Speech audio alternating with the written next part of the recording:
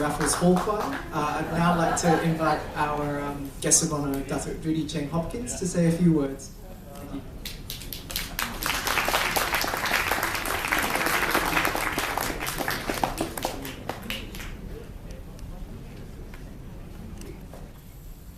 Wow, that's a hard act to follow.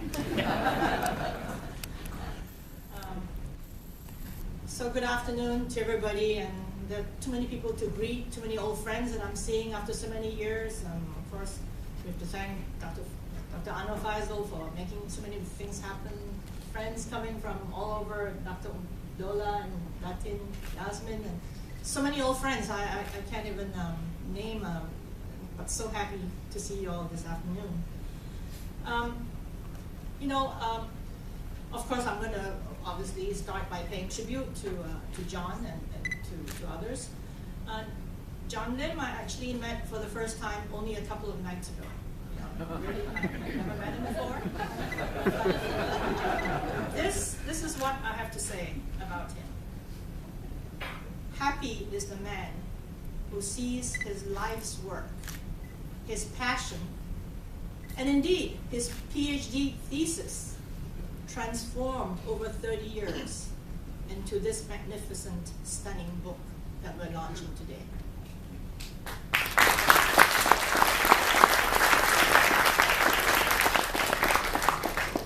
This book, as you read, is both rigorous. He has painstakingly researched over years and years. He said he managed to interview some of the architects that were still alive.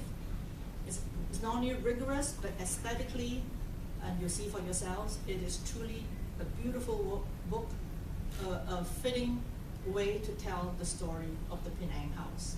And I really urge everyone to take away, not a copy, but several. I bought a big bag, I'm bringing a few back home. Secondly, I have to say, and since I just met him for the first time, this couldn't happen to a nicer person. Such an unassuming, unpretentious person, capable of such great works. I couldn't imagine happening to somebody greater.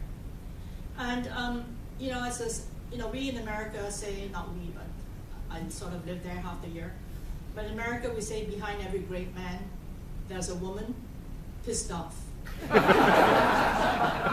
Not so Doreen. Not so Doreen. I was watching her at the corner of my eye conducting the singers. She obviously played a big part in bringing the singers together, and such devotion and support. I take my hat out to you.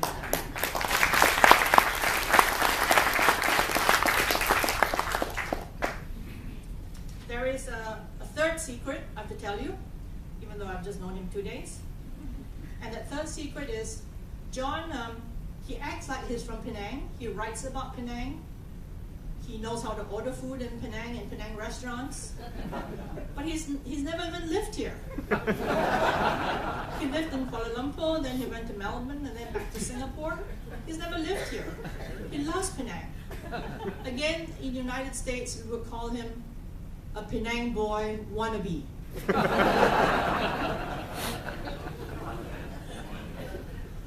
Okay, next, I also have to pay tribute to Areka Books. We are so proud of our own homegrown publishing house, capable of such quality work. Have to pay tribute to Salma and Lubis.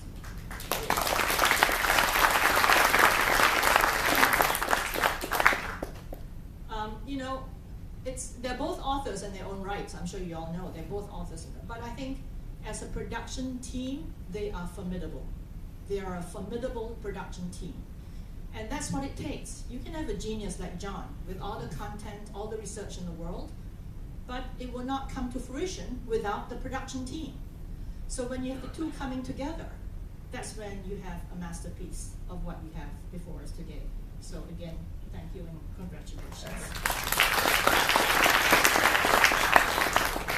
And lastly, like John, I would also like to pay tribute to PhD, for somebody like me who comes home every now and then, at least once, twice a year, and to be able to see the transformation of Penang, the heritage, our architectural treasures, despite big challenges still kept, still there for us to enjoy and to see. If it weren't for PhD, I think we would be looking at magazines and books and pictures. So again, I completely agree. I think all of us should support the PhD to the extent that we can. I for one, am a life member, so I think all of us in this room can afford to be life members.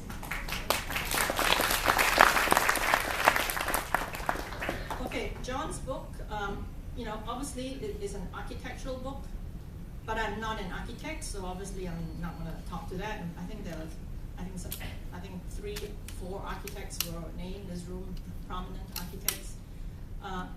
So for me, this is more than an architectural book. I read it with great interest with my husband. So for me, this is a historical book, a political book, sociological book. One can look at the book with all its stories and pictures through so many lenses. So maybe first let me, and also for me it has a personal, it touches me personally because my family somehow found their way into the book, so it also does mean a lot to me. But in terms of these various lenses that I see the book through. So first of all, I see it through a political, historical lens.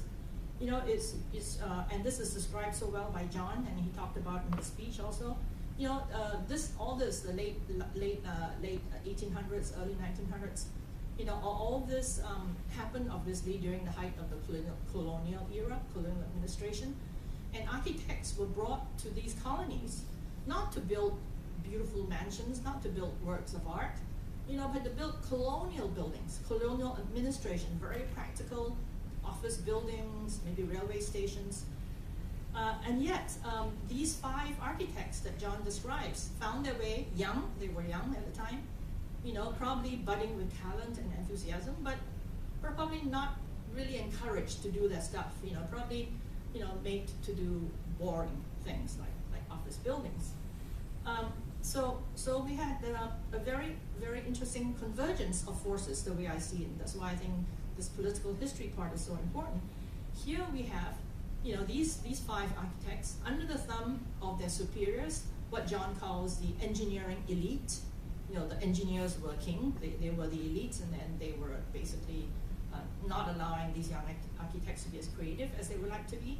So on the one hand, that's that one force. And then on the other hand, you have the force of this emergent industrial class of first, second generation industrialists, had come to this country from China and had started making their fortune, amassing their wealth, and had big, grand dreams. They had big dreams. And for some reason, they connected. So these emergent class who were able to finance and commission these wonderful homes connected with this group of budding young architects, not allowed really to do their creative, be as creative as they would like to be. And so these businessmen, this industrialists, provided that platform for this architectural treasure that we find in Penang today to take place. So I think for me, the book really paints a really interesting picture of this, the coming together of the convergence of these forces. Maybe a historical incident, a historical accident, however you want to call it, but it brought these 2 forces together, and then thanks to that, then we have what we see today. Secondly,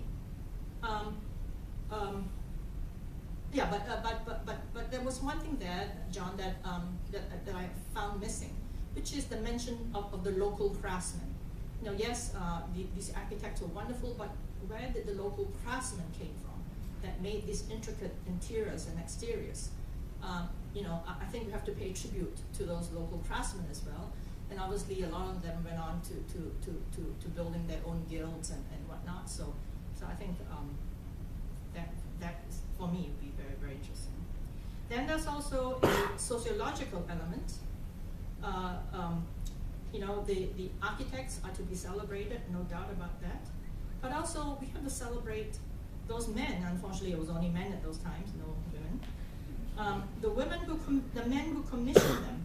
A lot of them came from humble beginnings. Some, as I said, were first or second generation. But but they were successful. And yes, they had amassed great wealth. And they wanted to build symbols of their success. They wanted to build symbols of their success for future generations to see.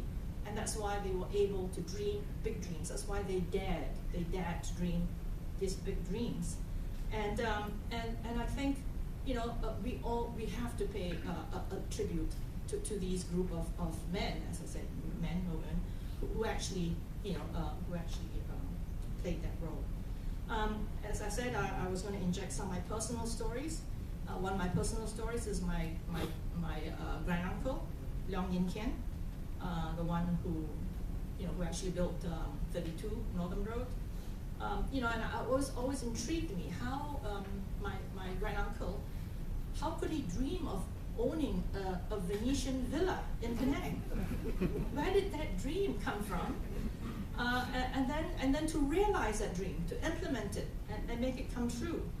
And again, as I said, they were so proud of their contribution to industrialization, to the modernization of Penang, and they wanted to build these monuments, if you wish, to future generations.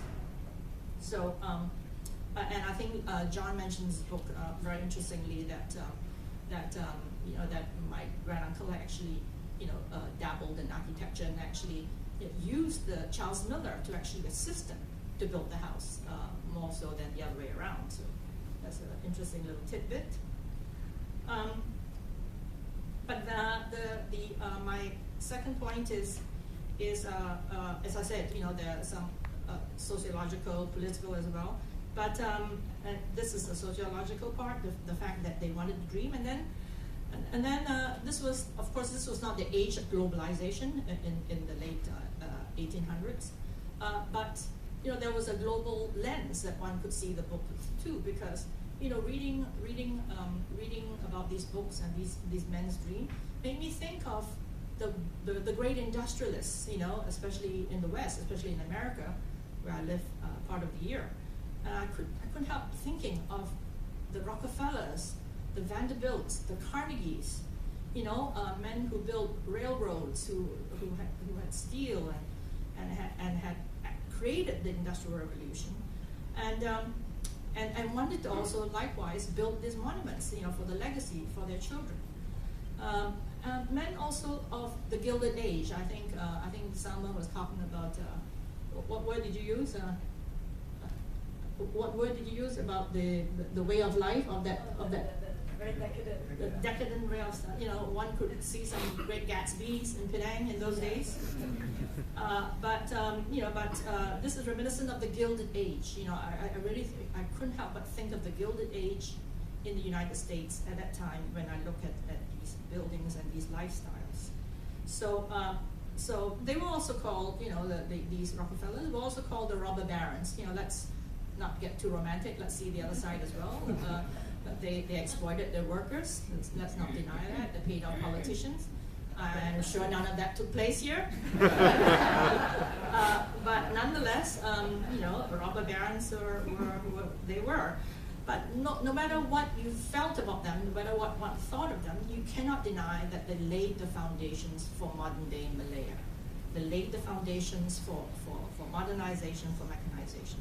And here again, I have to go back to again the personal story, which is my great-grandfather Leong Phi, who was a tin miner in Ipoh. And I happened to find this reading Salma's book, Kinta Valley. That's where you find a lot of things about your own country. And the Kinta Valley book, she describes how Leong Phi actually the first to import machines, steam engines, to dredge for tin. Before that, it was pretty much hand and very menial, very manual task. But he had actually reaped the benefits of the Industrial Revolution in England and imported these steam engines, these machinery, to mechanize tin mining in 1901, mind you. In 1901, he had done that and fast-tracked industrialization, if you wish, in a way, in Malaya. So again, no matter what one thought of these our own Rockefellers and Carnegies, our Yap Choys and our Lin Mian Tings, and what they achieved in terms of contributing to the modernization of our country. So no point being nostalgic, no point yearning for the past. We are where we are today. They contributed what they contributed then. We have a new reality today before us, and we have to move forward. But we should never forget the past, and that's why this book is so essential for me. It's so touching, it's so poignant, and it's so important for our future generations. That's why I'm bringing back 5 copies for my children. Because without knowing your past, it's really difficult to understand, where you're going forward. And I think for that, I think we're here today to celebrate this wonderful launching of the book. And with those few remarks, I really want to thank you all for coming and thank John for having done what we did. Thank you.